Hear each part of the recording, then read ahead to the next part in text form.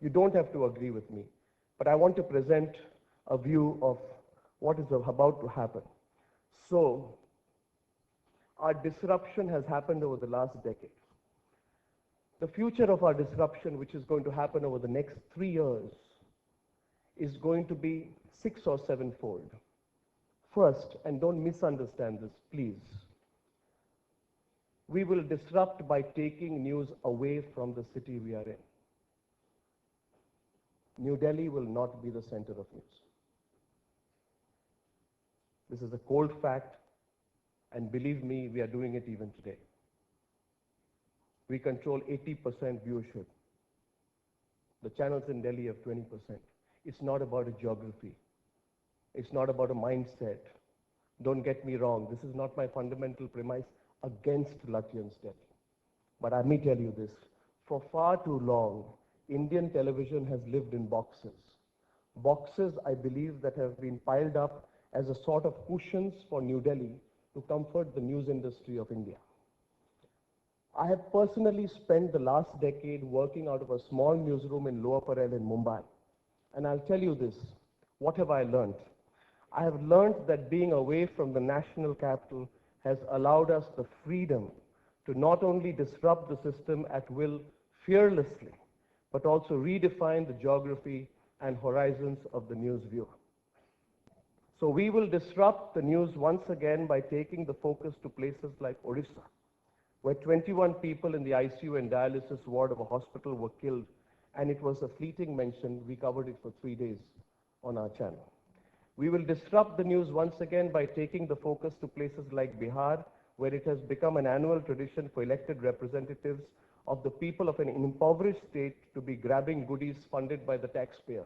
Remember, viewers, just look at last week and ask yourself fundamental fact, how many channels operating out of Delhi covered the story of Rocky Yadav? Rocky Yadav is the son of a politician, killed Aditya, 18-year-old boy, at gunpoint from the back of his car because he overtook his car. For some reason, this story didn't shake the hearts here.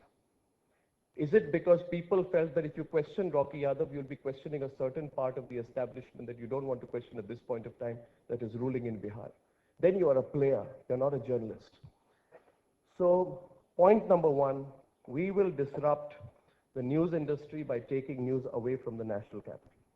Secondly, we will disrupt the news industry, and this is going to happen by creating a new center of news.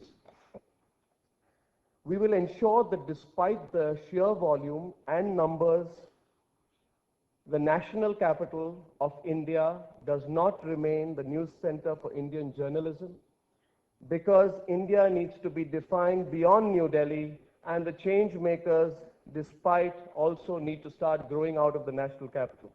17 major news channels of India serving the country are based in Delhi. I will not take names. Ask yourself the extent to which they have served the democracy of this country. There are 16 major newspapers which capture about 80% of the market based out of Delhi. Ask yourself whether they've really made the change. And if they haven't, let's ask ourselves the serious and tough question about it. The third way we will disrupt the news industry is we will end the interdependency between news and politicians. I dream of an independent media, where the interdependencies between the politician and the media are reduced as much as possible. For far too long, and I don't know why we have allowed this. For far too long, the news in this country has been using the political class as its crutch or shoulder to lean on. For far too long, the system of news has seen itself as free only to cave in and work on compromise formulas from time to time, thereby only embarrassing itself and humiliating the tenets of journalism in India's 70th year of independence. I dream of a different system. I dream of an independent media which has the maturity to regulate itself and the fearlessness to be answerable to nobody but to itself. Point one.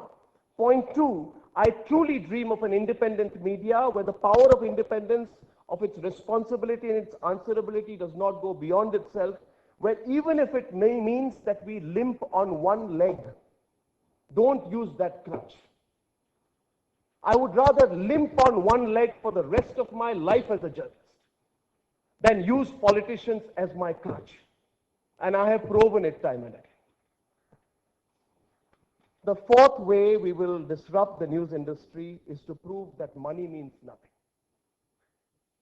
Viewers know that this channel which we run is not run on the power of money. In the future, money will be an enabler. Money will not be the difference between winning and losing. And I can expand this to you. Money does not buy you connect with the viewer. Money does not buy you eyeballs. Money cannot buy you a ticket to be an agent of change. The courage of disruption and your own brand of journalism can make that change. But we live in India today where news is not consumed on television solely anymore. News is not consumed and increasingly in the future will be less consumed through your morning newspaper. In fact, your morning newspaper and your television set before bed become only the first agent of what the news has become. Consider this to understand. We are the second biggest community of smartphone users with 220 million users. The number of tablet users in India is 18.7 million. We have 462 million internet users. Our 3G and 4G users are 120 million. In only 24 months, we've increased that much. And Twitter has 313 million users in India. And the CEO of Twitter, who met me 6 months back, told me that they haven't even reached 1/3 of their potential. What does this mean for me as a journalist? It means that today is a glorious age where only content is king. I can't buy my way to your heart. I can't win by building distribution monopolies. I cannot win by paying more money and going on prime frequency and beating the hell out of someone who cannot afford the money, as happened in the past and was on a UHF or S band. In today's digitized age, everybody is on an equal platform. And we will be too. We will be too. Once we are on that platform, it is for you to choose, which means nothing can keep me away from it. The future of journalism is going to go through quantum change when journalists like me begin to realize that nothing can stand between me and you. My relationship is with you. You may hate me, disagree with me. You have a right to confront me, question. Throw stones in me, boycott me. But nothing can make sure that I don't reach you. Nothing. Certainly not money. That's a beautiful moment in our industry, when money ceases to matter and content is king. Therefore, the fifth reason we will disrupt in this beautiful world which we are about to enter is that people will find good content. I believe that with avenues and seamless access to information that we have in our times when news is available and literally breaking on our fingertips at 140 characters on Twitter, content becomes supreme because it is more easy than before for people to just search and find you. Money, what can money do? Money can buy you infrastructure, but money cannot replace or buy good content, especially in the cluttered news space that we are in the midst of right now. People ask me, what about these big corporate groups?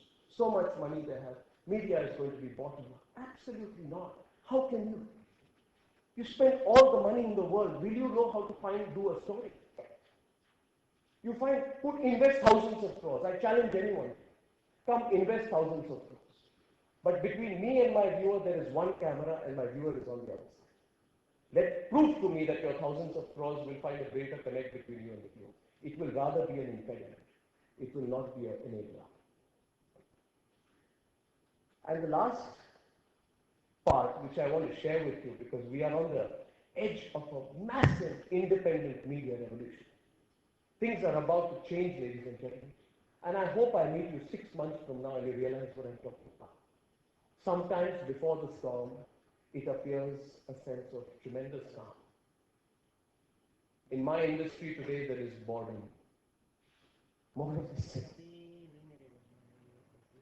But believe me, this is a mirage. Things are going to change in a way people will not recognize again. Believe me, what will happen in this country if a group of content creators takes the power of media into its hands and says, we know how to do journalism. And we owe it to nobody and nowhere to find the connect with our viewers. That's when journalists and content creators will become independent. The churn has started. People are thinking the revolution is about to come.